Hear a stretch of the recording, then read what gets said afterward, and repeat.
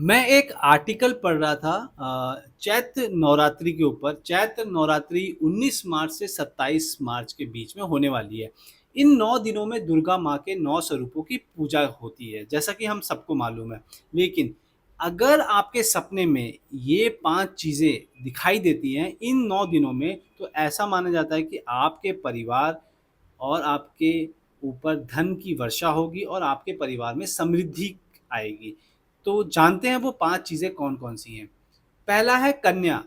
नवरात्रि में अष्टमी, नवमी तिथि में छोटी-छोटी कन्याओं को घरों में बुलाया जाता है और देवी के स्वरूप के रूप में उनकी पूजा की जाती है, उनको खाना खिलाया जाता है।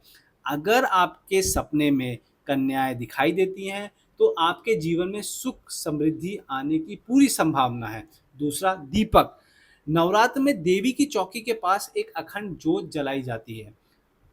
ऐसा कहते हैं कि अगर जलता हुआ दीपक आपके सपने में दिख जाए तो ये बहुत बड़ा शुभ संकेत है। इसका मतलब ये है कि आपके जीवन में कोई बहुत बड़ी समस्या आने वाली थी जो टल गई है। जलता हुआ दीपक बुद्धि के विकास का भी प्रतीक माना जाता है। तीसरा, सुहाग सामग्री। विवाहित महिलाओं के सपनों में अगर सुहाग की सामग्री जैसे मंगलसूत्र, लाल चूड़ियाँ, बिंदिया, बिछिया, सिंदूर जैसी चीज़ें सपने में दिखाई देती है तो ये अखंड सौभाग्यशाली होने का संकेत है। ऐसा माना जाता है कि देवी की कृपा उनके सुहाग को बुरी नज़र से बचा के रखती है और उनके सुहाग पे आने वाली विपदा को टाल देती है। चौथा, शंख।